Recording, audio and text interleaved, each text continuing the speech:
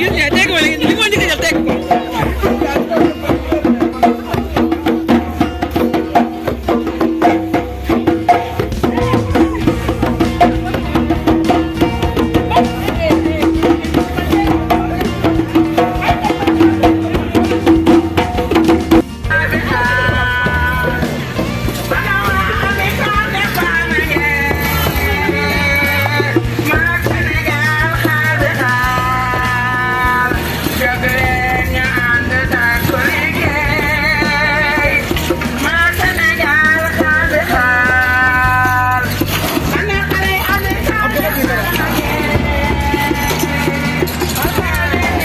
am nga jom tey de waaw seena ngoog de a ñaaja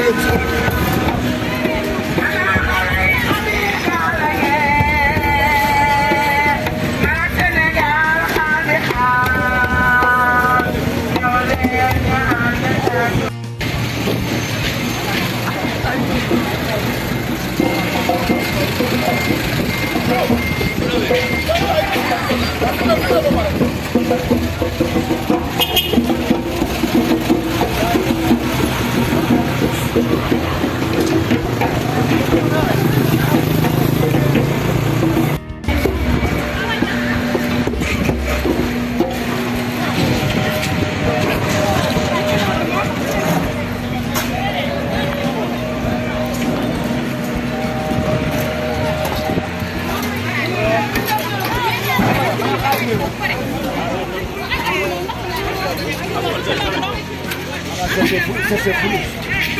Bien. Ça c'est flou ça. Bien. Ah, ça c'est flou. Travail. Intermédiaire. Bugguma nga jaar kii ne ko non woowal ma conseil. Non yow woowal ma soxla. ma soxla na ma woo ku ñëw foofu aussi joxe naa digal ku ñëw ma recevoir.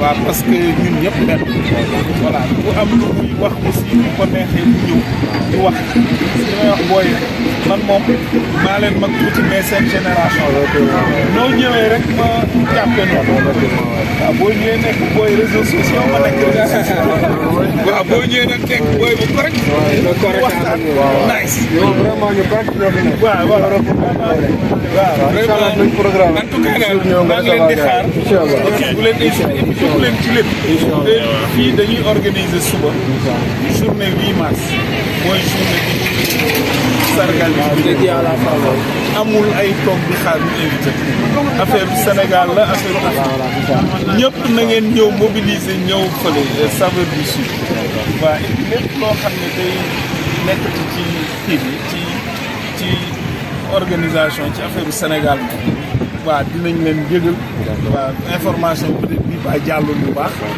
bien que waxoon nañ ko ci groupe le Sénégalais bi mais xam nga du ñëpp ci nekk waaw mais au moins c'est une occasion quoi voilà jël leen sama numéro téléphone jël sama numéro téléphone waaw jël leen voilà jël leen 06 66 06 66 93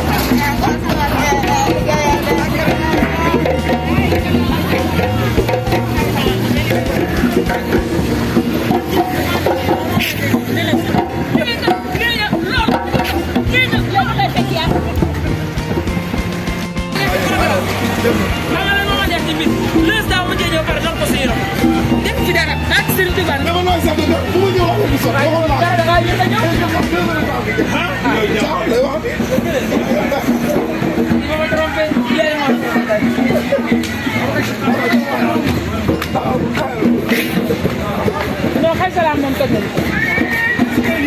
Hay salam moom toj nañu